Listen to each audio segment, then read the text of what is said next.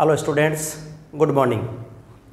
बच्चों, हम पढ़ रहे हैं चैप्टर तंत्रिकीय नियमन एवं समन्वय, जिसमें हम मनुष्य के तंत्रिका तंत्र की संरचना और कार्यों का अध्ययन करते हैं। तो बच्चों, तंत्रिका तंत्र में हमारा टॉपिक था पिछली क्लास में PNS, परिधीय तंत्रिका तंत्र। PNS, परिधीय तंत्रिका तंत्र। ये बच्चों तंत्रिकाओं से बना होता है और वो तंत्रिकाएं हमारे CNS को, मस्तिष्क और मेरुरज्जु को शरीर के विभिन्न भागों से जोड़ती हैं। तो ऐसी तंत्रिकाओं का समूह होता है PNS। बच्चों, PNS को कई आधारों के आधार पर बांटा जाता है, जिसको हम पिछली क्लास में पढ़ लिया था। मैं थोड़ा सा रिवाइज करवा देता हूँ। सबसे पहले हमने पढ़ा था कार्य के आधार पर तंत्रिकाओं के प्रकार। तंत्रिकाएं 3 प्रकार की बताई होंगी मैंने, संवेदी, प्रेरक और मिश्रित। दूसरा था बच्चों उद्गम स्थल के आधार पर तंत्रिकाओं के प्रकार। इस आधार पर तंत्रिकाएं 2 प्रकार की हैं, कपालीय तंत्रिकाएं जो मस्तिष्क से निकलती हैं और दूसरी मेरु तंत्रिकाएं जो कि मेरुरज्जु से निकलती हैं। इस प्रकार से ये भी हमने पढ़ लिया था।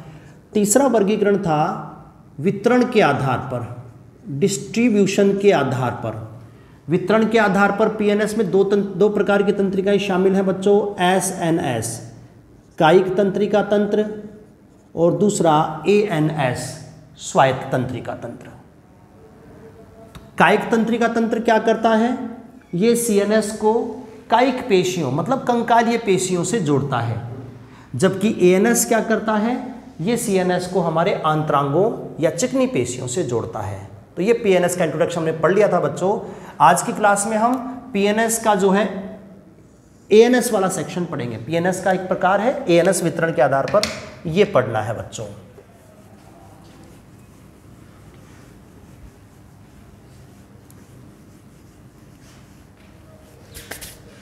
तो हमारा टॉपिक है बच्चों आज का स्वायत्त तंत्रिका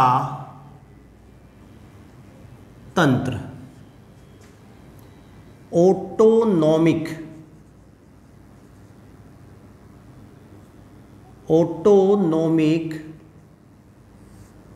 nervous system. Autonomic nervous system ANS, जिसको हम शॉर्ट में नाम दे सकते हैं। तो इसका हमें विस्तृत अध्ययन करना है। वास्तव में क्या है ये ANS बच्चों? तो बच्चों ANS PNS का ही एक भाग है।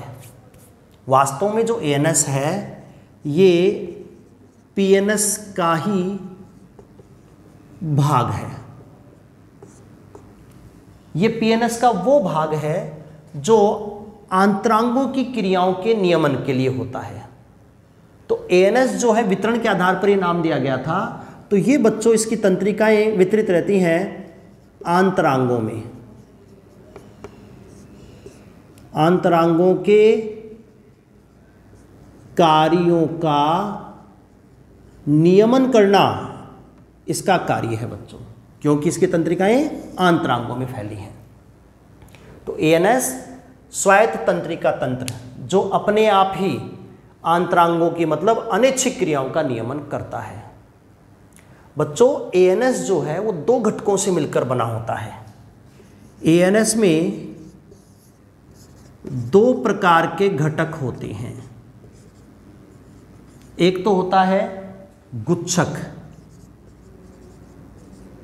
जिसको हम गैंग्लिया भी कह सकते हैं, और दूसरा होता है तंत्रिका तंतु।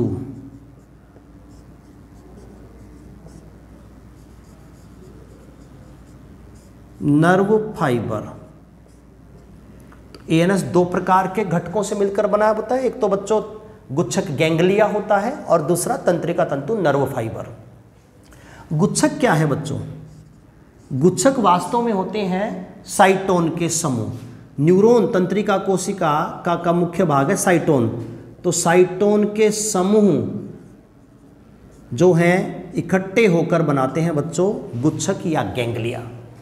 तो साइटोन एक जगह इकट्ठे होकर समूह बनाकर गुच्छक बना लेते हैं, गैंग्लिया बना लेते हैं, और इन गुच्छकों को सीएनएस से जोड़ने के लिए जो धागेनुमा संरचनाएं निकली रहती हैं उनको बोलते हैं तंत्रिका तंतु, नर्व फाइबर। तो ये क्या होते हैं बच्चों? ये होती हैं धागेनुमा संरचनाएं। ये होती हैं धागेनुमा संरचनाएं जो सीएनएस को पहले तो गुच्छक से जोड़ती हैं और फिर गुच्छक को शरीर के विभिन्न अंगों से जोड़ती हैं। तो सीएनएस और अंगों के बीच ये जो जोड़ने वाली संरचना है धागा, ये तंत्रिका है। इसके अलावा गुच्छक को अंग से जोड़ने के लिए जो धागा है, ये धागा तंत्रिका तंतु है। तो बच्चों जो एएनएस है, ऑटोनॉमिक नर्वस सिस्टम, ये हमारे शरीर के आंतरांगों के कार्यों का नियमन करने के लिए तंत्रिकाओं के जाल से बना होता है। चूंकि तंत्रिकाओं के जाल से बना है तो एक प्रकार का पीएनएस का ही भाग है। जब संरचना हम पढ़ते हैं एएनएस की तो इसमें दो प्रकार के घटक शामिल करते हैं, एक गुच्छक गैंग्लिया और दूसरा नर्व फाइबर तंत्रिका तंतु। बच्चों गैंग्लिया क्या है? ये न्यूरॉन के जो साइटोन होते हैं, संरचना आगे पढ़ेंगे हम न्यूरॉन की डिटेल से, तो न्यूरॉन के साइटोन का समूह होता है गैंग्लिया। जबकि तंत्रिका तंतु क्या होते हैं? ये धागेनुमा संरचनाएं हैं जो एक्सोन से बनी होती हैं। ये सीएनएस को गुच्छक तक जोड़ती हैं और गुच्छक को फिर अंगों से जोड़ती हैं। इस प्रकार की धागों का नेटवर्क तंत्रिकाएं हैं। बच्चों एएनएस के जो तंत्रिका तंतु हैं वो दो प्रकार के हैं। ये तंत्रिका तंतु जो होते हैं बच्चों वो दो प्रकार के होते हैं।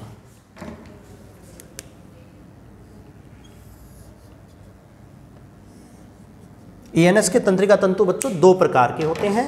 एक तो होते हैं पूर्व गुच्छकीय तंतु,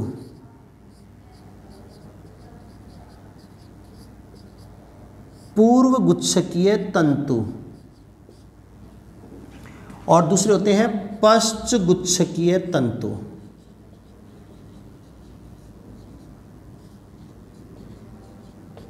पश्च गुच्छकीय तंतु। एएनएस के जो तंत्रिका तंतु होते हैं बच्चों वो दो प्रकार के हैं। कौन कौन से हैं? पूर्व गुच्छकीय तंतु, प्री गैंग्लियोनिक फाइबर, पश्च गुच्छकीय तंतु, पोस्ट गैंग्लियोनिक फाइबर। ये क्या होते हैं बच्चों? ये वो तंतु हैं जो सीएनएस को गुच्छक से जोड़ते हैं। ये ऐसे तंत्रिका हैं, धागे हैं जिसका काम सीएनएस को गुच्छक से जोड़ना है। जबकि पश्च गुच्छकीय ऐसे होते हैं जो बच्चों गुच्छक गैंग्लिया को अंगों से जोड़ते हैं। गैंग्लिया को अंगों से जोड़ते हैं। समझेंगे एक बार। जैसे इस प्रकार से बच्चों ये हमारा सीएनएस है, इसको हमने मान लिया सीएनएस, मस्तिष्क और मेरुरज्जु, और सीएनएस से एक इस प्रकार से धागा निकला है बच्चों जिसको हम तंत्रिका तंतु नाम देंगे। और ये तंत्रिका तंतु साइटोन के एक समूह में जाकर, साइटोन के एक समूह से जाकर जुड़ गया। ये साइटोन का समूह जिसको हमने नाम दे दिया गुच्छक गैंग्लिया। इस गैंग्लिया से फिर एक धागा निकलता है बच्चों, और ये धागा जो है वो जुड़ जाता है शरीर के विभिन्न अंगों से, विभिन्न अंगों में प्रवेश कर जाता है। तो सीएनएस, मस्तिष्क मेरुरज्जु, इसके पास ही गुच्छक होते हैं गैंग्लिया, साइटोन के समूह, और इसके बाद होते हैं अंग। तो ये जो दो धागे मैंने ड्रॉ किए हैं बच्चों, इन्हीं धागों को अपन बोलते हैं ये तंत्रिका तंतु, जो दो प्रकार के हैं, पूर्व गुच्छकीय और पश्च गुच्छकीय। बहुत सिंपल है, हम लेबलिंग कर सकते हैं अब आसानी से कि वे धागे जो सीएनएस से निकलकर गुच्छक तक फैले रहते हैं, इनका नाम होता है बच्चों पूर्व गुच्छकीय।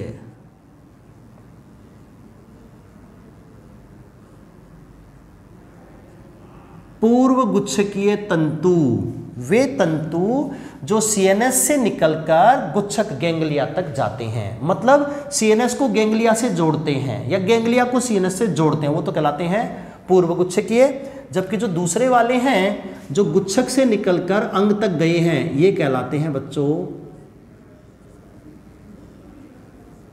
पश्चगुच्छकीय तंतु। ये होते हैं पश्चगुच्छकीय तंतु जो गुच्छक से निकलकर अंग में गए हैं, मतलब गुच्छक को अंगों से जोड़ते हैं। तो इस प्रकार से जो पीएनएस है, पीएनएस परिधीय तंत्रिका तंत्र, उसका भाग एएनएस, एएनएस जो आंतरांगों की क्रियाओं का नियमन करता है वो एएनएस होता है बच्चों। तो एएनएस दो चीजों से मिलकर बना है, गैंग्लिया गुच्छक जो साइटोन का समूह होता है, और दूसरा नर्व फाइबर तंत्रिका तंतु। दो प्रकार के वितरण के आधार पर पूर्व गुच्छकीय तंतु जो सीएनएस से निकलकर गुच्छक तक जाते हैं और पश्च गुच्छकीय तंतु जो गुच्छक से निकलकर अंगों तक जाते हैं। अब एक और विशेषता है बच्चों इनकी, वो ये है कि जो पूर्व गुच्छकीय तंतु होते हैं ये होते हैं माइलिनेटेड। इंपॉर्टेंट पॉइंट है वो बच्चों, ये कैसे होते हैं? ये होते हैं माइलिनेटेड। माइलिनेटेड का मतलब है बच्चों इनके चारों तरफ माइलिन शीथ पाई जाती है। जो पूर्व गुच्छे के तंतु हैं वो कैसे होते हैं बच्चों? ये होते हैं माइलिनेटेड।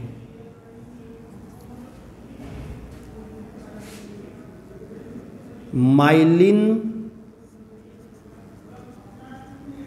आच्छद युक्त,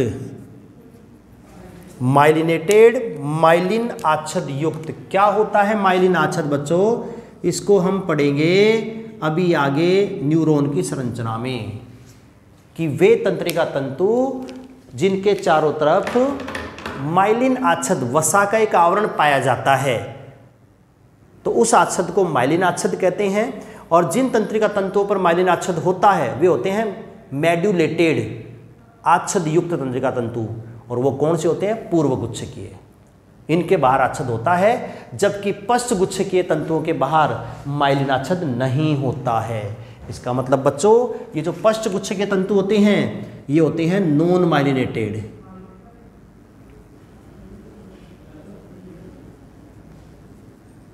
ये होते हैं बच्चों नॉन माइलिनेटेड, मतलब हम कह सकते हैं आच्छदहीन। नॉन माइलिनेटेड का मतलब मैं यहां लिख देता हूं बच्चों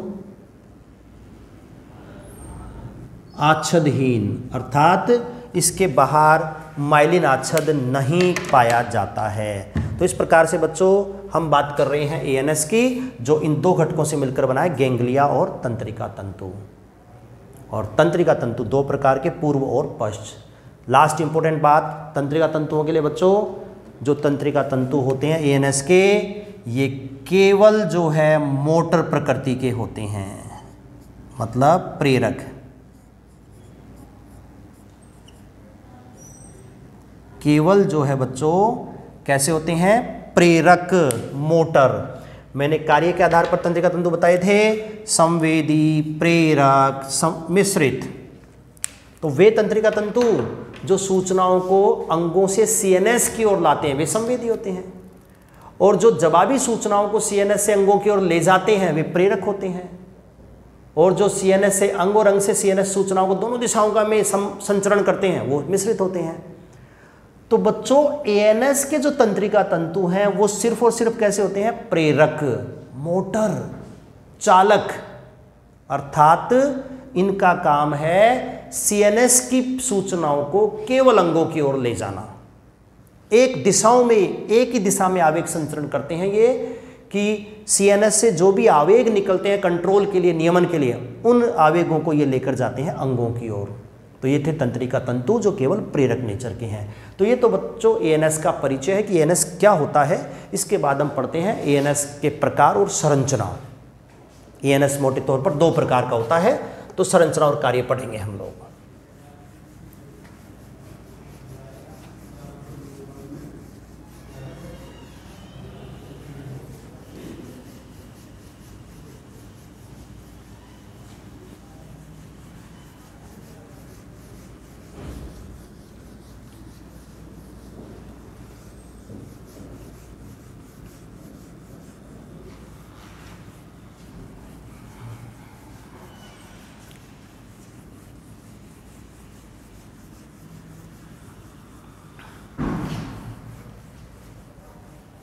ये लो। ओके बच्चों, तो हम बात करते हैं एएनएस की संरचना और कार्य। तो अभी बताया मैंने आपको बच्चों, एएनएस 2 भागों में बटा रहता है, जिनके हम नाम लिखें अनुकंपी और परानुकंपी। तो 2 भाग कौन कौन से हैं एएनएस के?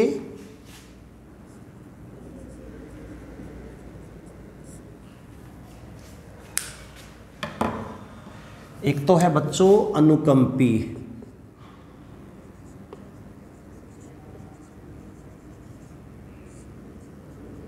तंत्रिका तंत्र, और इसका दूसरा जो भाग बनेगा बच्चों वो बनेगा परानुकंपी तंत्रिका तंत्र। 2 भाग होंगे एएनएस के, अनुकंपी और परानुकंपी। अनुकंपी मतलब सिंपैथेटिक, परानुकंपी मतलब पैरासिम्पैथेटिक। पैरासिम्पैथेटिक तंत्रिका तंत्र, और ये हो जाएगा सिंपैथेटिक तंत्रिका तंत्र। तो क्या इनकी संरचना डिफरेंसेस होते हैं? चूंकि बच्चों ये दोनों चीजें एएनएस का भाग है, मतलब संरचना में 2 चीजें होंगी, गुच्छक और तंत्रिकाएं। तो कैसी गुच्छक और तंत्रिकाएं होती हैं, बस वो हमें तुलनात्मक रूप से पढ़ना है। सबसे पहले अनुकंपी की अपन बात करते हैं बच्चों। अनुकंपी, इस अनुकंपी को एक कॉमन नेम दिया गया है बच्चों, इसे थोरैसिको लंबर आउटफ्लो भी कहते हैं। इसका नाम है कॉमन थोरैसिको लंबर आउटफ्लो। मतलब ये ऐसा तंत्रिका तंत्र है जिसके पूर्व गुच्छकीय तंतु थोरैसिक और लंबर स्पाइनल नर्व से निकलते हैं। मेरु रज्जु से मेरु तंत्रिकाएं निकलती हैं, और उन मेरु तंत्रिकाओं को स्थिति के आधार पर हमने बांट दिया था बच्चों। गर्दन से निकलते हैं cervical spinal cord spinal nerve, वक्ष भाग से निकलते हैं थोरैसिक स्पाइनल नर्व, कटी भाग से निकलते हैं लंबर स्पाइनल नर्व, फिर सैक्रल भाग से निकलती हैं, फिर पुच्छ भाग से निकलती हैं। तो अगर आपको मेरु तंत्रिका का ध्यान आ रहा हो बच्चों, तो मैंने बताया था कि मेरु रज्जु से जो मेरु तंत्रिकाएं निकलती हैं उसकी एक शाखा पृष्ठ संवेदी होती है और एक अधर चालक होती है। इन दोनों शाखाओं के जुड़ने से बनती है मेरु तंत्रिका स्पाइनल नर्व। एक पृष्ठ शाखा पृष्ठमूल से निकलती है, अधर शाखा अधरमूल से निकलती है, दोनों के जुड़ने से बनती है मेरु तंत्रिकाएं। ये मेरु तंत्रिकाएं बच्चों रीढ़ की हड्डी कशेरुकदंड से बाहर आ जाती हैं और बाहर आकर 3 शाखाओं में बढ़ जाती हैं। इसकी पृष्ठ वाली शाखा रेमस डोर्सलिस पृष्ठ शाखा, ये रेमस वेंट्रलिस अधर शाखा, और ये मैंने बताई थी आपको सहबंधक शाखा। अगर ध्यान हो तो आपको ये सहबंधक शाखा होती है मेरु तंत्रिका की, जो एएनएस के रूप में अंतरांगों में जाती है। तो वास्तव में ये जो सहबंधक शाखा है ये बच्चों एएनएस के पूर्व गुच्छकीय तंतु हैं। ये पूर्व गुच्छकीय तंतु होते हैं बच्चों एएनएस के, जो वास्तव में अनुकंपी सिंपैथेटिक के होते हैं। तो देखो हमने क्या नाम दिया इसको, थोरैसिको लंबर आउटफ्लो। क्यों कहा? क्योंकि बच्चों इसके जो पूर्व गुच्छकीय तंतु हैं,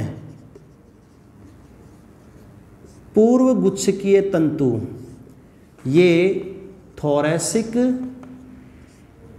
एवं लंबर स्पाइनल नर्व के साथ निकलते हैं। इसके जो पूर्व गुच्छकीय तंतु हैं वो कहाँ से निकलते हैं बच्चों?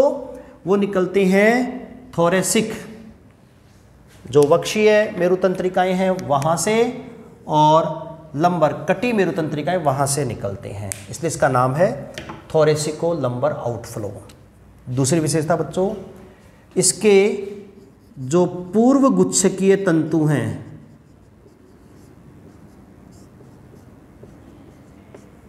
ये होते हैं छोटे, जबकि जो पश्च गुच्छकीय तंतु हैं ये होते हैं लंबे। पूर्व गुच्छ के तंतु मतलब जो सीएनएस या मेरुरज्जु से निकलेंगे वो तो होते हैं छोटे, जो गैंग्लिया तक जाते हैं, और दूसरे जो गुच्छक से निकलकर अंगों तक जाएंगे वे कैसे होते हैं, लंबे। एक विशेषता तो ये है। दूसरी विशेषता, इसके पूर्व गुच्छ के तंतु बच्चों कोलिनर्जिक प्रकृति के होते हैं। इंपॉर्टेंट पॉइंट है, पूर्व गुच्छ के तंतु कैसे होते हैं, कोलिनर्जिक प्रकृति के।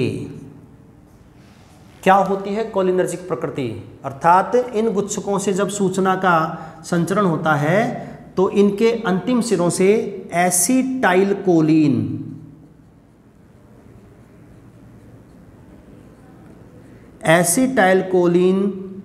न्यूरोट्रांसमीटर सीक्रेट किया जाता है।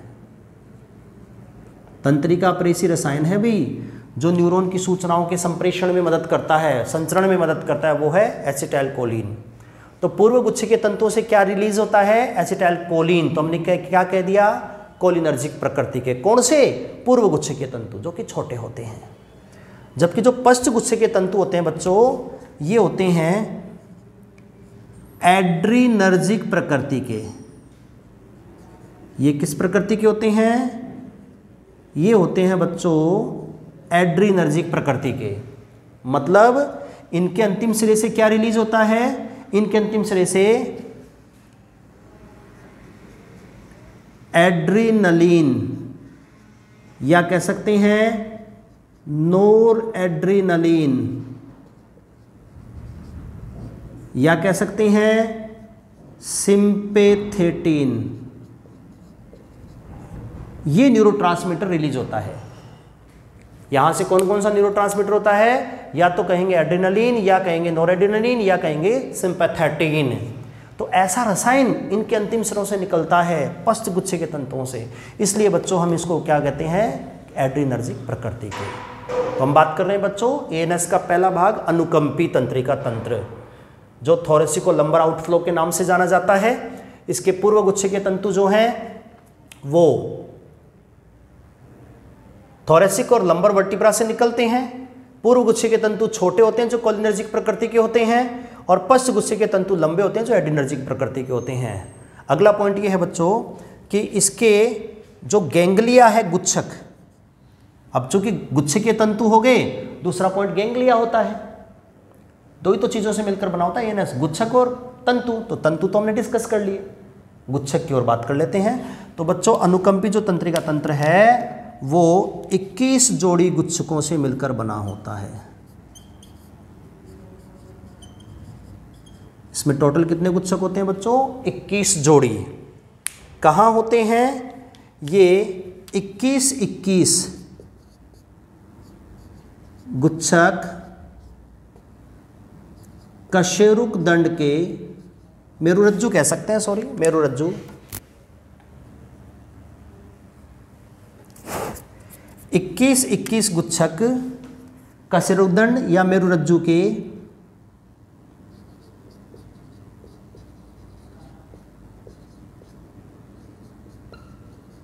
पार्श्व में स्थित रहते हैं, और अपनी साइड के 21 गुच्छक आपस में जुड़कर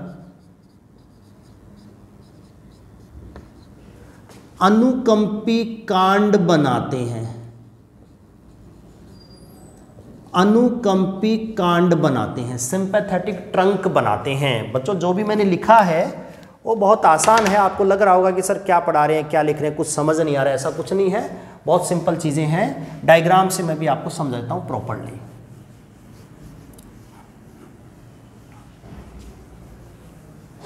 देखो बच्चों, इस प्रकार से ये तो मानव का मस्तिष्क, हम ये तो मान लिया मानव का मस्तिष्क द्विपार्श्व सममित होता है।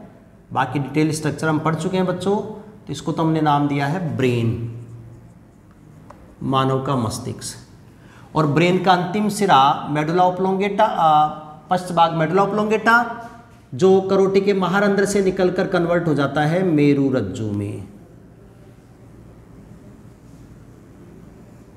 तो ये बच्चों हमने नाम दे दिया है मेरुरज्जु। ये जो संरचना मैंने ड्रॉ कर दी है, ये मैंने क्या ड्रॉ कर दी है, मेरुरज्जु।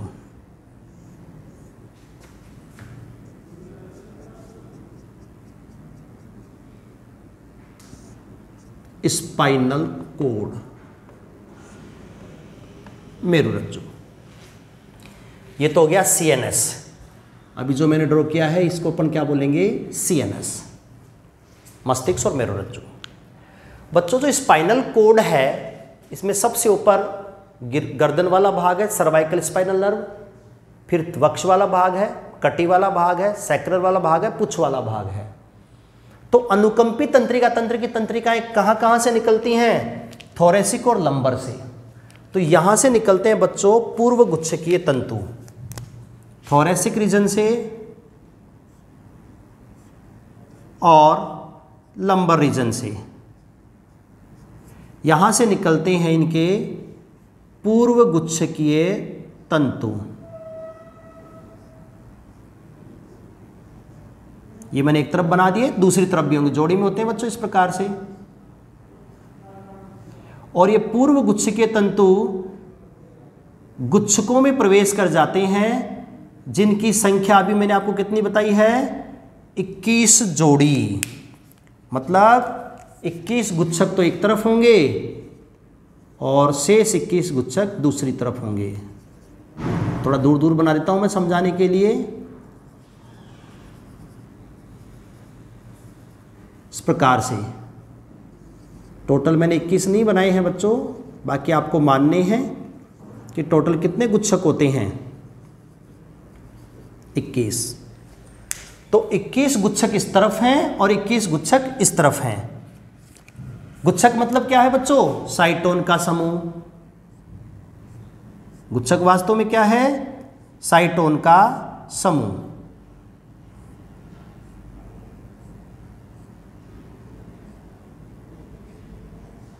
इस प्रकार से तो टोटल 21 गुच्छक एक तरफ, 21 गुच्छक दूसरी तरफ। ये सभी गुच्छक आपस में जुड़ जाते हैं और आपस में जुड़कर कशेरुक दंड के पार्श्व में गुच्छकों की एक एक लड़ी बनाते हैं और इस लड़ी को हम बोलते हैं अनुकंपी कांड, सिंपैथेटिक ट्रंक बोलते हैं बच्चों। तो बच्चों ये ब्रेन, ये स्पाइनल कोड और ये जो रेड मार्कर से मैंने संरचना ड्रॉ की है, ये संरचना होते हैं गैंग्लिया या गुच्छक, गैंग्लिया।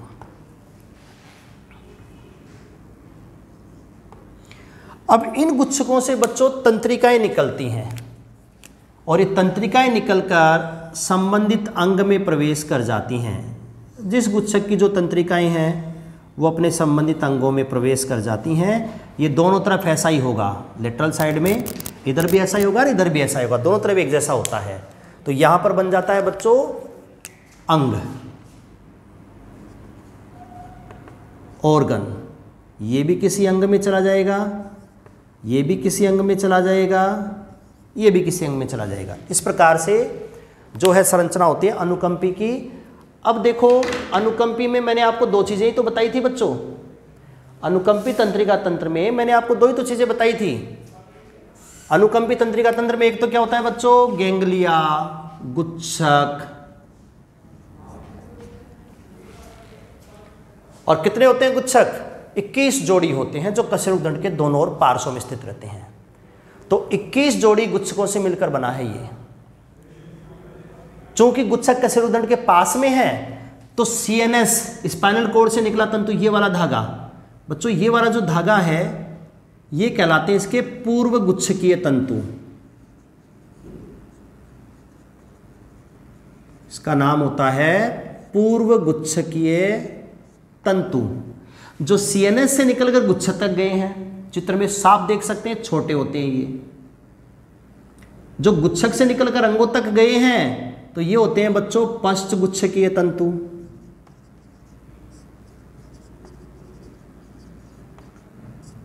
पश्च गुच्छकीय तंतु हम साफ देख सकते हैं कहां से निकलकर कहां जा रहे हैं, गुच्छक से निकलकर अंगों में जा रहे हैं। तो हम देख सकते हैं तुलनात्मक पूर्व गुच्छ के तंतु छोटे हैं और पश्च गुच्छ के तंतु लंबे हैं।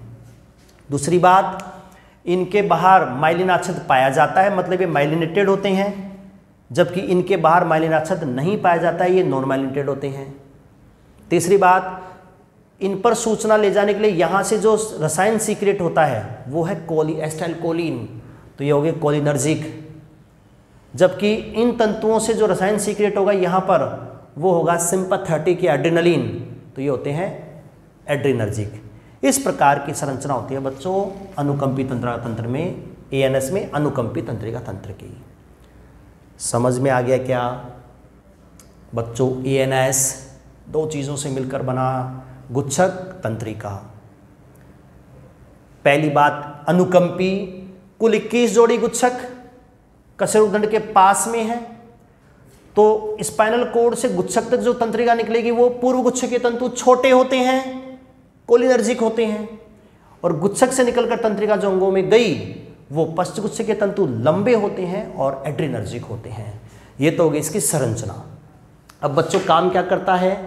ये जो अनुकंपी है, अनुकंपी तंत्रिका तंत्र, बच्चों ये आपातकालीन परिस्थिति, लड़ाई झगड़ा है, डर है, गुस्सा है, उस समय ये हमारे आंतरांगों की क्रियाशीलता को बढ़ाता है, हमारे मस्तिष्क की, हमारे संवेदी अंगों की, हमारे आंतरांगों की क्रियाशीलता को बढ़ा देता है ताकि उस तनावयुक्त परिस्थिति का सामना हम आसानी से कर सकें।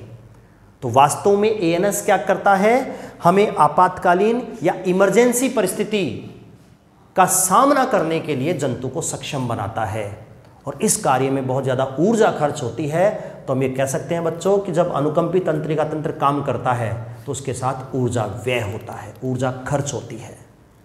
तो ये था टॉपिक बच्चों एएनएस में अनुकंपी तंत्रिका तंत्र की संरचना और उसके कार्य। मैं उम्मीद करता हूँ आपको अच्छे से समझ में आ गया होगा संरचना और कार्य। चित्र केवल समझाने के लिए बनाया है, बाकी इस चित्र का कोई उपयोग नहीं है, एग्जाम में नहीं पूछा जाता है। यहाँ से जो एग्जाम में क्वेश्चन फ्रेम होता है अनुकंपी से, एक तो इसके कार्य का होता है कि किन किन कार्यों से संबंधित है, जिसकी चर्चा हम लास्ट में दोबारा करेंगे, और उसके साथ ही संरचना में कितने गुच्छक होते हैं, पश्च तंतु कैसे, पूर्व तंतु कैसे, संरचना और कार्य, तो ये आपको याद रखना है बच्चों। ठीक है।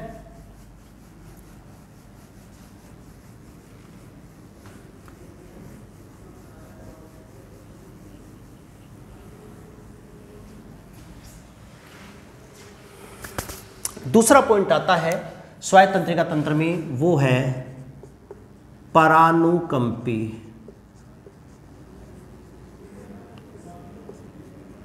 तंत्रिका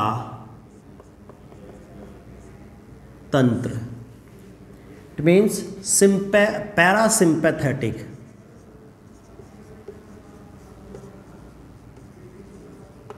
पैरासिम्पैथेटिक नर्वस सिस्टम।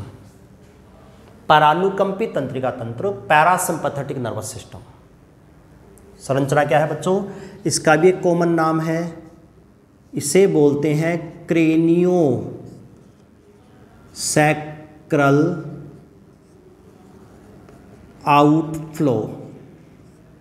इसका नाम है क्रेनियो सैक्रल आउटफ्लो, अर्थात इसके जो पूर्व गुच्छ के तंतु हैं वो क्रेनियल नर्व से निकलते हैं, मस्तिष्क की तंत्रिकाओं के साथ निकलते हैं, और सैक्रल स्पाइनल नर्व से बनते हैं, वहाँ से निकलते हैं। मतलब सीएनएस के अग्र और पश्च भाग से इसके पूर्व गुच्छ के तंतु निकलते हैं। कौन कौन सी क्रेनियल नर्व से निकलते हैं? इसके पूर्व गुच्छकीय तंतु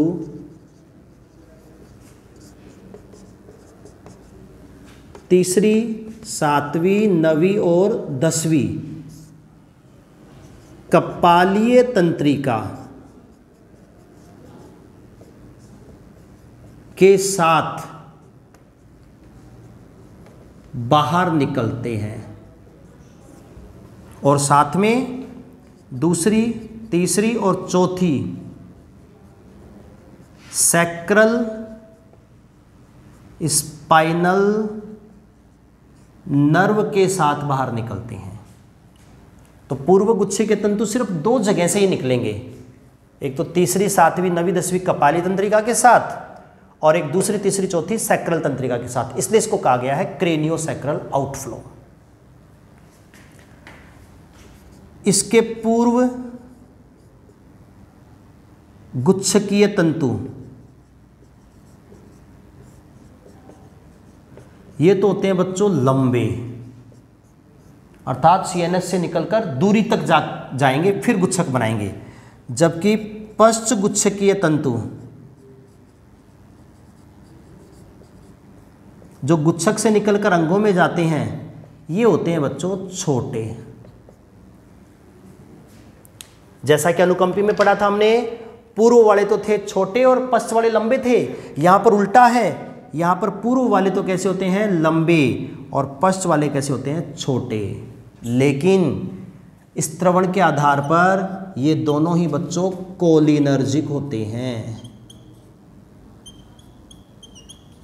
स्त्रवण के आधार पर दोनों ही कैसे होते हैं कोलिनर्जिक, अर्थात कौन से रसायन के माध्यम से कार्य करते हैं, ये सदैव एसिटाइल कोलिन के माध्यम से काम करते हैं।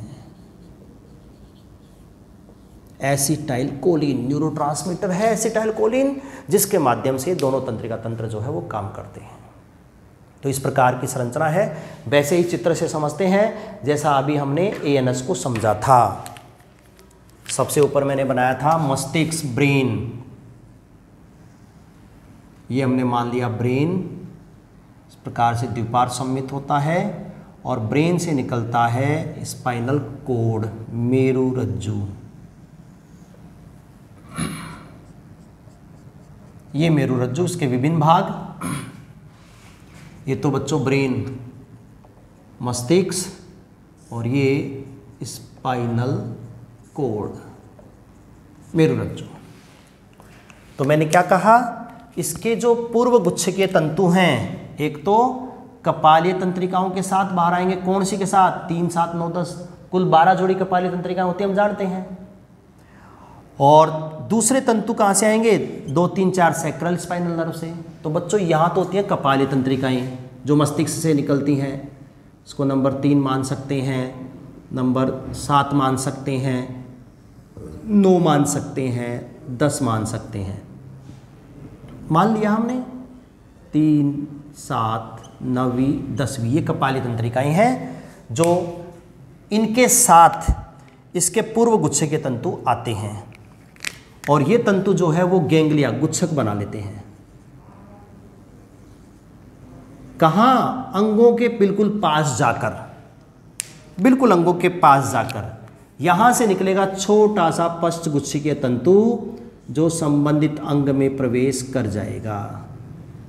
यहां पर छोटा सा होगा पश्च गुच्छकीय तंतु जो अपने संबंधित अंग, जिस भी अंग के कार्य का नियंत्रण करने के लिए गया है उस अंग में प्रवेश कर जाएगा। इस प्रकार के चित्र में साफ देख सकते हैं बच्चों हम कि ये हो गए इसके पूर्व गुच्छकीय तंतु, पूर्व गुच्छकीय तंतु, प्री गैंग्लियोनिक फाइबर जो सीएनएस से निकलकर गुच्छक तक जाएंगे और ये हो जाते हैं बच्चों इसके पश्च गुच्छकीय तंतु।